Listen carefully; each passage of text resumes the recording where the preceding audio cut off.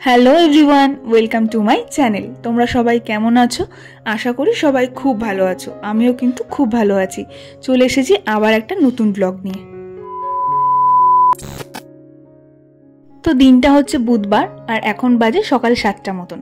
তো সকাল সকাল বাথরুম থেকে ফ্রেশ হয়ে বেরিয়ে এখন ব্রাশটা করে নিচ্ছি। আর আজ সকাল সকাল ওঠার কিন্তু একটা বড় সড়ো রিজন রয়েছে, কেননা আজ 9:30 10টা করে যাব হচ্ছে ডক্টর চেক আপে। আর তার সঙ্গে গ্রোথ স্ক্যানটাও কিন্তু আজকে আমার রয়েছে। আশা করছি এটাই আমার ডেলিভারির আগে লাস্ট স্ক্যান, মানে যেটা শুনে এসেছি আমি এতদিন যে গ্রোথ স্ক্যানটাই নাকি লাস্ট হয়ে থাকে। তো এটা 28 উইকস থেকে 32 উইকসের মধ্যে হয়, বাট আমার যেহেতু এখন 33 উইকস চলছে, তো সেই জন্য আমি এখন যাচ্ছি। আর ডাক্তার বলেছে কোনো অসুবিধা নেই, ডাক্তারই আমাকে ডেট দিয়েছিল এই সময় যাওয়ার জন্য। তো সেই জন্য আজকে একটা অ্যাপয়েন্টমেন্ট রয়েছে 9:30টার সময় করে। তো সেই জন্য একটু সকাল সকাল উঠে রেডি হয়ে ফ্রেশ হয়ে খাওয়া দাওয়াটা সেরে নেব, যাতে তাড়াহুড়োটা না থাকে। তো সেই জন্যই সকাল সকাল আজকে উঠে পড়েছি। আর সকালে একটু খেজুর আর আম ভিজিয়ে রেখেছিলাম, তো সেটাও খেয়ে নিয়েছি। এখন একটু ফ্রেশ হয়ে তারপর সকালে ব্রেকফাস্টটা করে নেব। আর এই ডক্টর চেক আপ থাকলে বা ইউএসজি থাকলে জানো তো আমার তো এমনিতেই ভীষণ টেনশন হয়। তো সেই জন্য রাত্রে তো ভালো করে ঘুম হয়ই না, তাই সকালে উঠতেও খুব একটা প্রবলেম হয় না। তাই জন্য সকাল সকাল উঠেও পড়েছি। আর একদিকে ভালোই হয়েছে, একটা ডাক্তারখানায় যাব আর ইউএসজি আছে, প্রত্যেকটা আমার যা যা ফাইলপত্র আছে সব কিছু গোছানোরও আছে। তো ওগুলো কিছুই গুছিয়ে রাখিনি, এখন সকালবেলা ব্রেকফাস্ট করে ওগুলো সব গোছাবো। তো আজকে সকালে ব্রেকফাস্টে রয়েছে হচ্ছে রুটি, আর কাল রাত্রে আলু পোস্ত করেছিল মা, তো সেই আলু পোস্ত দিয়ে রুটি খাবো। আর তার সঙ্গে নিয়ে নিচ্ছি হচ্ছে 2টো কলা। আমার না আবার আলু পোস্ত বা এই আলুর জাতীয় কোনো জিনিস দিয়ে রুটি পরোটা খেতে ভীষণ ভালো লাগে। আর এই আলু পোস্তটা না প্রচণ্ড ঝালঝাল হয়েছিল জানো তো। আর আমার তো খেতে ভালোও লাগছিল, কিন্তু আমার অবস্থা দেখে বুঝতেই পারছো যে কতটা কষ্ট হচ্ছিল। কিন্তু জানি না, এমনি সময় হলে খেতে পারতাম না, এখন কোনো অসুবিধাই হচ্ছে না, ঝালটাও যেন বেশ ভালোই লাগছে। তো এদিকে তো খাওয়া দাওয়া কমপ্লিট হয়ে গেছে। আর তোমাদের যেমনটা বললাম যে আমার অনেক কিছু গোছানোর আছে। তো আমি প্রত্যেকবার যখনই ডক্টর চেক আপে যাই না কেন বা যখনই আমি ইউএসজি করতে যাই না কেন, আমার কিন্তু প্রথম থেকে এখন অবধি মানে লাস্ট অবধি যে কটা ফাইলে যা যা ডকুমেন্ট আছে সমস্তটা আমি ক্যারি করি। মানে সব কিছু আমি একটা জায়গাতেই সব কিছু ভালো করে রেখে দিই, তো সেগুলোকে নিয়ে যাই। তো যাওয়ার আগে আরেকবার রিচেক করে নিই, কেননা যদি কিছু বাদ পড়ে যায়, যদি সেটারই দরকার পড়ে, তখন তো আসাটা পসিবল হবে না। তো সেই জন্য সেগুলোকে আমি ভালো করে একবার চেক করে নিচ্ছি। বিভিন্ন রকম বাকি যা যা আমি এতদিন ধরে ইউএসজি করেছি সেগুলো রিপোর্ট, তারপর হচ্ছে ডক্টরের প্রেসক্রিপশন থেকে শুরু করে বিভিন্ন রকম ছোট ছোট ডকুমেন্ট সমস্ত কিছু কিন্তু আমি একটা ব্যাগ আছে এরকম, এই যে দেখছো ব্রাউন কালারের ব্যাগটা, তো সেটার মধ্যে করে ভালো করে অর্গানাইজ করে নিয়ে যাই। তো সেই ব্যাগটা তো গুছিয়েই ফেললাম। আর একটা আমি সাইড ব্যাগ নিচ্ছি, সেখানে হচ্ছে আমি আমার মানি ব্যাগটা, একটা রুমাল নেব আর কিছু শুকনো খাবার নিয়ে নিচ্ছি, কেননা কতক্ষণ লাগবে সেটা তো বলা যাচ্ছে না। তো সঙ্গে আমি সবসময় খাবার রাখি। আর জলের বোতল, যেটা অবশ্যই দরকার, মাস্ট এখন, তো 1 লিটারের একটা জলের বোতলও কিন্তু সঙ্গে নিয়ে নিলাম। এখন বাজে 9:30, তো 10টার সময় বেরিয়ে পড়বো। 10:30 থেকে আছে, মানে ডক্টর চেক আপও আছে, ইউএসজিও আছে, দুটোই আছে। তো একটু রেডি হয়ে নেবো। আর এদিকে তো ব্যাগ দেখলেই ব্যাগ কমপ্লিট হয়ে গেছে গোছানো। তো শুধু এবার একটু রেডি হবো, ড্রেস করবো, আর খাওয়া কমপ্লিট হয়ে গেছে। আর রাস্তার জন্য কিছু টুকটাক এমনি বিস্কিট কেক এসব নিয়ে নিয়েছি, কিন্তু এখন কিছু খাবো না। তো রেডি হয়ে এবার বেরিয়ে পড়বো। আর এদিকে আমি কোন ড্রেসটা পরে যাব সেটাও কিন্তু রেডি করে রেখে দিলাম। তো সমস্ত কিছু অর্গানাইজ করে থাকলে না বেরোনোর আগে চাপটা কিন্তু ভীষণ কম থাকে। তো দেখতেই পাচ্ছ আমি মোটামুটি রেডি হয়ে গেছি। আর এখন কোথাও বেরোনোর আগে কি পরিমাণ যে গরম লাগে আর কি পরিমাণে যে আমি ঘেমে যাই, সেটা তো আমাকে দেখেই তোমরা বুঝতে পারছো। মানে কোথাওটা বেরোবো, কোথাওটা বেরোনোর আগে ড্রেস পরবো, আর আমি ঘেমে পুরো স্নান করে যাই। সো যাই হোক, কিছু করার নেই। তো বেরিয়ে পড়েছি, এখন বাজে 10টা মতো। তো 9:30টার সময় ভেবেছিলাম যাব, কিন্তু ওখানে বেরোনোর আগে একবার ফোন করায় ওনারা বললেন যে না, আরও আধ ঘন্টা পর আসুন। তো সেই জন্যই 10টার সময় করে বেরোলাম, 10:30 করে আমার অ্যাপয়েন্টমেন্ট রয়েছে। আর এই যে টোটোতে চেপেও পড়েছি। তো আমাদের বাড়ি থেকে ডক্টর, মানে যেখানে আমি দেখাবো, চেক আপ করবো আর ইউএসজি করবো, সেই জায়গাটার দূরত্ব প্রায় ধরো 1/2 ঘন্টা মতন লাগে। তো হাতে সময় নিয়েই বেরিয়েছি, একটু আস্তে ধীরে গেলে মোটামুটি 10:30টার মধ্যে কিন্তু পৌঁছে যাব, মানে একদম টাইমেই পৌঁছে যাব। আর রাস্তাতে যাওয়ার সময় যেন টেনশনটা যেন আরও বেড়ে যায়। তো কি আর করা যাবে বলো, টেনশন তো একটু হবেই, কিছু করার নেই। তো অলরেডি পৌঁছেও গেছি কিন্তু সেন্টারে। তো এই সেন্টারে আমার ইউএসজিও হবে আর ডক্টর কিন্তু এখানেই বসে। আর এখানে কিছু ফর্মালিটিস রয়েছে, মানে একটু ডকুমেন্ট জমা দিতে হয় ইউএসজির জন্য, মানে ওই আধার কার্ড বলো বা প্রেসক্রিপশনের জেরক্স যা যা আছে আর কি। তো সেগুলো আমি এখানে জমা করছি। আর ওইদিকে কিন্তু মা বসে আছে। আর উপর দিয়ে উঠে যাব সিঁড়ি দিয়ে। তো সিঁড়ি দিয়ে উঠে গিয়ে কিন্তু ডক্টর চেক আপও করবো, ইউএসজিও করবো। আর এতবার ডক্টর চেক আপে আসি, এতবার ইউএসজি করেছি, আমি জানি সব কিছুই ঠিকঠাক থাকে, তবুও যেন মনে মনে কিন্তু একটা টেনশন বা একটা চাপা ভয় কাজ করতেই থাকে। সেটা কিছু করার নেই, এটা হবেই। আর এদিকে দেখো দুজনে মিলে বসে আছি এখন আমি আর মা। ইউএসজি কমপ্লিট হয়ে গেছে, এখন হবে হচ্ছে ডক্টর চেক আপ, তাহলেই বাড়ি চলে যাব। তো ফাইনালি আমার ডক্টর চেক আপ, ইউএসজি সমস্ত কিছু কমপ্লিট। এবার যাচ্ছি হচ্ছে বাড়ির দিকে। তো ডক্টর দেখে বললেন যে সমস্ত কিছু বেবির কিন্তু একদম ঠিক আছে। গ্রোথ স্ক্যানে যেটা নিয়ে আমি ভয় পাচ্ছিলাম যে বেবির ওয়েট সমস্ত কিছু ঠিকঠাক আছে কিনা, তো ডক্টর দেখে বললেন যে সমস্ত কিছু ওকে। বাট আমার ওই পা ফোলা সমস্যা নিয়ে ডাক্তার একটু চিন্তা করছে। তো সেই কারণেই ডক্টর নতুন কিছু আমাকে মেডিসিন দিলেন। তো বললেন সেগুলো খেয়ে কিছুদিন বাদ যেন আবার একবার চেক আপে যাই। তো ঠিক আছে, মোটামুটি টেনশন আপাতত ফ্রি।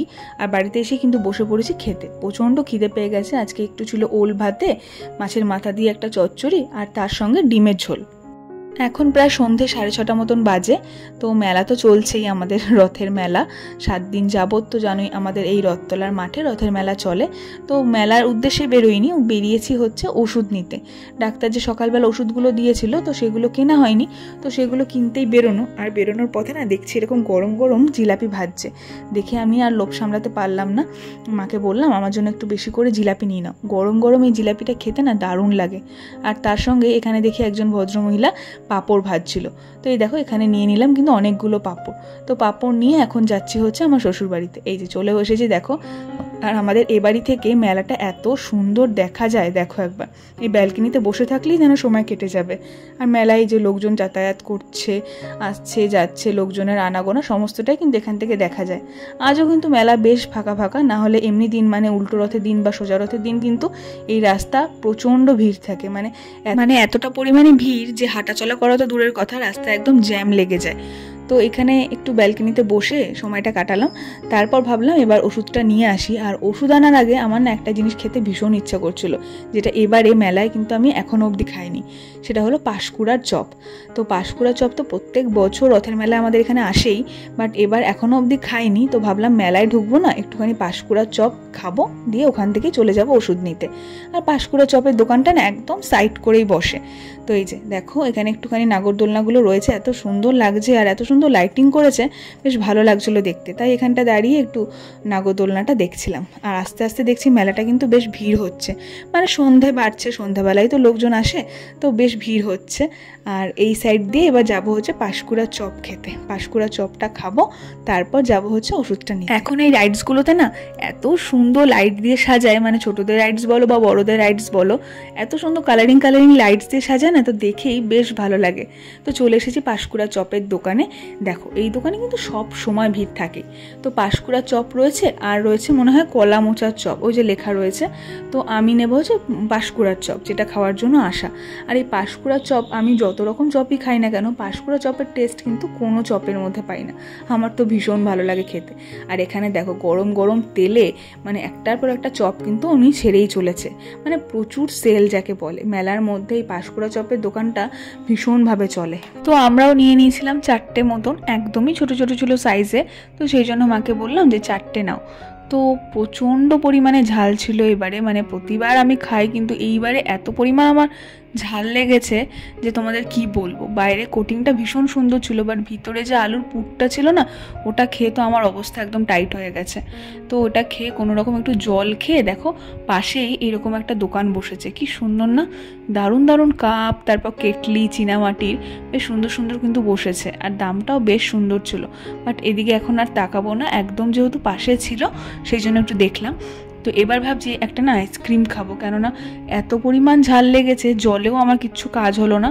তো একটা আইসক্রিম না খেলেই নয়। আর এই গোটা প্রেগনেন্সি জার্নিতে, মানে এখন তো প্রায় বলতে গেলে শেষের দিকেই চলে এসেছি, আমি না ঠান্ডা জল বলো বা কোল্ড ড্রিঙ্কস বলো বা কোনো আইসক্রিম এই ধরনের কোনো জিনিস কিন্তু আমি খাইনি। তো আজকে একদমই না পেরে খাওয়া, মানে যেহেতু এই ঝালটা খেয়েছি মানে একদম পারছি না, তো তাই জন্য মনে হচ্ছে যে একটা আইসক্রিম খেলে হয়তো ব্যাপারটা ঠিক হবে। তো দেখো একটা চকোবার নিয়েছি, তো এটাই খাবো। তো পুরোটা খেতে পারবো কিনা জানি না, মোটামুটি একটু খাই যাতে মানে এই ঝালটা এই টাইমের জন্য অন্তত যাতে আমার একটু ঠিক হয়, তো সেই জন্যই নেওয়া হয়। তো এটা খেয়ে যেন একটু শান্তি পেলাম। আর এদিকে দেখো এই নাগরদোলনাটা এত সুন্দর লাগছে দেখতে সাইড দিয়ে, আমি খালি ভাবি যে এই নাগরদোলনাগুলোর মানে টিকিট কাউন্টারে এত ভিড় থাকে, তো এখানে চাপার জন্য কিন্তু প্রচুর প্রচুর লোক লাইন দিয়ে দাঁড়ায় টিকিট কেটে। তো আমার তো সেই রকম সাহস মনে হয় না আর সারা জীবনেও সঞ্চয় করে উঠতে পারবো বলে। তো যাই হোক, চলো এবার যাওয়া যাক, অনেকটাই দেরি হয়ে গেছে এই চপ আইসক্রিম এগুলো খেতে খেতে। তো এখন যাব হচ্ছে ওষুধগুলো নিতে, মানে ওষুধ বলতে একটাই ওষুধ নেব, আর আগের একটা ওষুধ শেষ হয়ে গেছে আর সেটা নেব। তো দুটো ওষুধ নিয়ে চলে আসবো। আর আমাদের এই মাঠটা পেরোলেই একটা ওষুধের দোকান আছে, তো আমি সেখান থেকে আপাতত এখন ওষুধগুলো নিই, তো সেখান থেকেই নিয়ে নেব। আর মেডিসিন স্টোরের উল্টো দিকে একটা ফুলের দোকান ছিল, তো সেখান থেকে মা আবার দেখছি মানে পরের দিন যেহেতু বৃহস্পতিবার, তো সেই জন্য ঠাকুরের জন্য ফুলও নিয়ে নিচ্ছে। আর ওদিকে চলো আমি ওষুধটা নিয়ে নিই। আর এই গোটা প্রেগনেন্সিতে আমি খুব বেশি হলে ওই থাইরয়েড, ক্যালসিয়াম ট্যাবলেট আর আয়রনের ট্যাবলেট ছাড়া আর কিন্তু কোনো রকম কোনো ওষুধই খাইনি। হ্যাঁ, হয়তো কোনো সময় অ্যাসিডিটির প্রবলেম হলে ওষুধ খেতাম। আর আজকেই এই ওষুধটা কিন্তু একদম নতুন সাজেস্ট করেছে, তো সেটা নিয়ে নিলাম। তো চলেও এসেছি বাড়িতে, এখন বাজে 9:30 মতন। তো খেয়ে নেবো হচ্ছে রাতের ভাত। আজকে একটু বললাম ভালো করে না আলু মাখতে, লঙ্কা টঙ্কা দিয়ে ভালো করে আলু মাখতে। তো আজকে রাতের ডিনারে রয়েছে হচ্ছে আলু মাখা, ভাত, তার সঙ্গে একটু মুসুরির ডাল, আর তার সঙ্গে একটু চিংড়ি মাছের তরকারি ছিল। তো সেটা দিয়ে আজকে রাতের ডিনারটা কিন্তু সেরে ফেলব। তো চলো এরই মধ্যে দিয়ে ভিডিওটা কিন্তু আজকে এখানেই শেষ করছি। কেমন লাগলো অবশ্যই কিন্তু আমাকে কমেন্ট করে জানাতে ভুলো না। আর ভালো লাগলে আমার চ্যানেলটা সাবস্ক্রাইবও করে দিও। আবার ফিরে আসবো নতুন ভিডিও নিয়ে। টাটা।